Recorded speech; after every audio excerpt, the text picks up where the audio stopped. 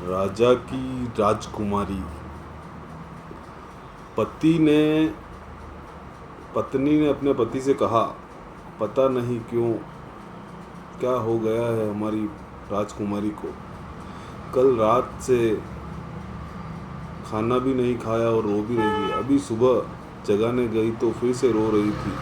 वजह पूछी तो बस इतना ही कहा, प्लीज़ माँ मुझे अकेला छोड़ दो।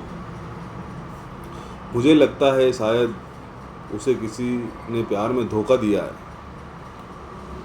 डर लगता है कहीं वह खुद को नुकसान न पहुंचाए। राजा थोड़ी खामोशी के बाद कहते हैं, ठीक है मैं देखता हूँ। इतना कहकर वह अपने राजकुमारी के कमरे में जाता है। राजा राजकुमारी से, कैसी हो बेटा? बेटी, प्लीज़ पापा मुझे कुछ दिनों के लिए अकेला छोड़ दीजिए। राजा, ठीक है बेटा, मगर एक शर्त है। राजकुमारी बोलिए। पिताजी, बस तुम्हें एक बकवास कहानी सुनाना चाहता हूँ, तुम सुन लो, फिर तुम्हें डिस्टर्ब नहीं करेंगे। ओके बेटी, ठीक है सुनाइए। पिता, आज से करीब 20 साल पहले एक राजा हुआ करते थे, बेहद अमीर। उनके 2 बेटे थे। बड़ा बेटा बेहद आज्ञाकारी और ईमानदार था। उस राजा को अपने बेटे पर नाज था। उसकी शादी एक खूबसूरत लड़की से कर दी गई। फिर वह खूबसूरत लड़की राजा की बड़ी बहू गर्भवती हुई। घर में खुशियां ही खुशियां छा गई, मगर राजा की जिद थी कि बेटा ही हो। फिर राजा ने अपने बहू के गर्भ का चेकअप करवाया तो पता चला कि गर्भ में लड़की है।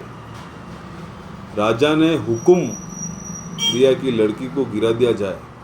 आखिर बड़ा बेटा आज्ञाकारी था, ना तो करेगा नहीं, मगर पता नहीं उस पागल बेवकूफ़ को क्या सूझा कि 2 दिन बाद अपना राजपाट, धन दौलत, शानो शौकत सब कुछ छोड़ के अपनी गर्भवती पत्नी को लेकर महल से गायब हो गया। सच कहूँ तो वो बड़ा बेवकूफ़ और पागल था। लोग बेटियों को बहुत समझकर घर में नष्ट कर देते हैं, और एक वह बेवकूफ़ पागल एक बेटी के लिए तमाम सुख सुविधा को ठोकर मार दिया। वह बाप की बात मानता तो आज उसकी जगह राजा होता। न जाने वह बेवकूफ़ बेटी के लिए बाप न जाने किस हालत में होगा।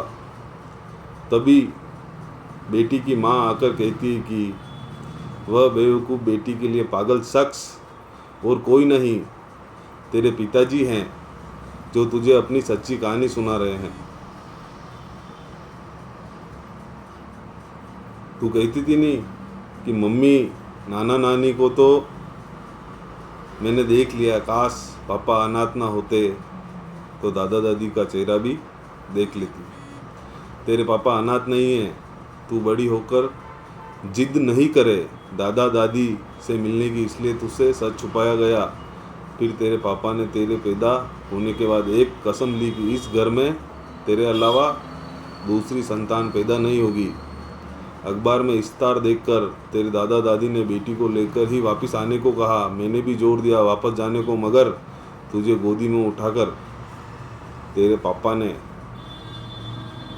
बस इतना ही कहा, जिस घर में मेरी प्रिंसेस की हत्या का फरमान निकाला गया हो, वहाँ एक राजा कैसे सांस ले सकता है। अब नज़ारा अलग था। बेटी की आंखों में पापा के लिए सम्मान था।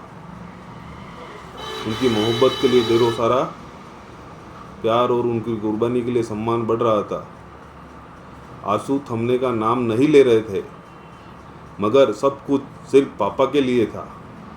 पापा ने बस आखिरी शब्द इतना ही कहा, बेटी को, मैं नहीं जानता दुनिया तेरे बारे में क्या सोचती है, मगर तू मेरे लिए बेहद अनमोल है।